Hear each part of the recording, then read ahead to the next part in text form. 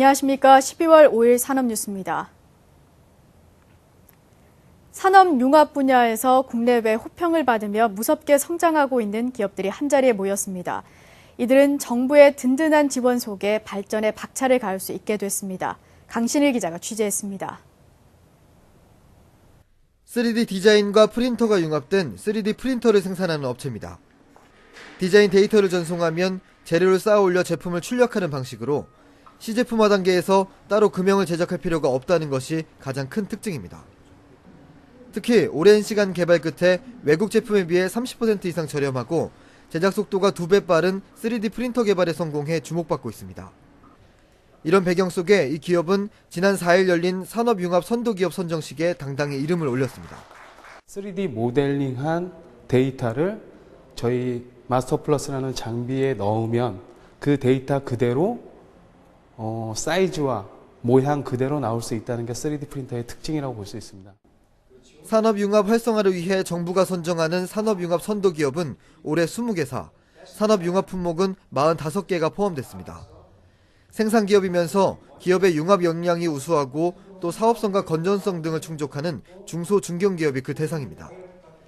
교육부터 문화, 에너지 등 다양한 분야의 산업들이 융합돼 새로운 가치를 창출한다는 점에서 모든 기업들의 발전 가능성이 높게 평가됐습니다. 융합 상품이라는 것이 굉장히 소위 말하는 라이프 사이클이 짧고 그리고 많은 분들이 새로운 아이디어를 내면 바로 뒤에 추격자가 발생하기 때문에 끊임없이 고민을 하고 상품을 낼 때는 그냥 하드웨어만이 아니라 거기에 탑재되는 기술과 서비스까지 고민해야 되는 그런 어려운 시장이라는 것을 알고 있습니다. 정부는 산업융합 선도기업에 연구개발과 인력, 금융, 컨설팅 등 필요한 지원책을 공급하며 품목에 대해선 공공기관 우선 구매 대상에 포함시킬 계획입니다. 산업뉴스 강신입니다. 산업통상자원부는 지난 4일 로봇인의 밤을 개최하고 대한민국 로봇 대상 시상식을 가졌습니다. 로봇인의 밤은 로봇 산업 관계자들이 한자리에 모여 친목과 화합을 도모하고 사기를 진작시키기 위해 마련된 행사입니다. 이날 로봇 산업 유공자 부문에는 주식회사 이디의 박용후 사장을 비롯한 8명이, 지능형 로봇 기술 대상 부문에는 SK텔레콤 등 6개사가 정부로부터 포상을 받았습니다. 김재용 산업부 제1차관은 로봇 관계자들이 치하하는 한편 앞으로 강소 로봇 기업이 많이 나와야 한다고 강조했습니다. IBK 경제연구소가 실시한 중소제조업 동향 조사에 따르면 10월 중소제조업 생산지수는 126으로 지난 7월 이후 3개월 만에 증가한 것으로 나타났습니다. 이는 전달 대비 1.5%, 지난해 같은 달보다는 4.5% 상승한 수치며 업종별로는 비금속 광물과 가구 등의 생산이 크게 늘었습니다. 가동률은 73.8%로 지난 4월 이후 계속 하락하다 6개월 만에 반등했고 설비 투자 업체 비율도 5.7%로 지난 9월보다 0.1%포인트 늘었습니다. 수주와 수익성 모두 개선된 것으로 나타났고 자금 사정이 곤란한 업체 비율도 26.9%로 올해 들어 최저치를 기록했습니다. 올 11월 말을 기준으로 우리나라 외환 보유액이 3,450억 1천만 달러로 나타났습니다.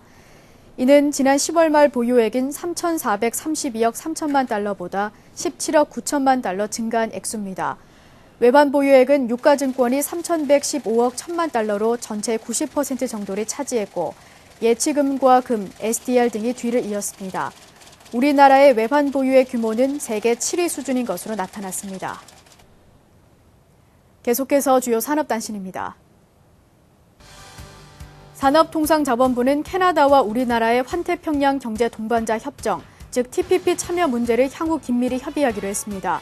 윤상직 산업부 장관은 지난 4일 캐나다 통상장관과 회담을 갖고 TPP와 관련한 예비 양자 협의를 진행했습니다. 대한상공회의소 중소기업 경영자문단은 지난 4일 5주년 기념행사를 열고 활동 성과를 점검했습니다. 자문단은 그동안 경영 전략과 마케팅 등의 분야에서 4,000회가 넘는 자문을 제공했습니다. 금융감독원은 최근 중소기업 이메일 해킹으로 거래처 등을 사칭해 무역대금 송금을 요구하는 스피어피싱 범죄가 잇따르고 있다고 밝혔습니다. 스피어피싱은 특정인의 정보를 캐내기 위한 피싱 공격을 뜻합니다. 안전보건공단은 산업 현장의 사고 위험 지수를 알려주는 애플리케이션이 새롭게 선보였다고 밝혔습니다.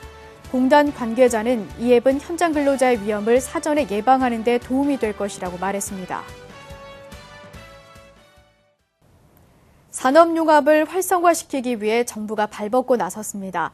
산업융합은 아직 개척되지 않은 신시장을 주도할 수 있어 새로운 성장 동력으로 주목됩니다. 이상으로 산업뉴스 마칩니다. 고맙습니다.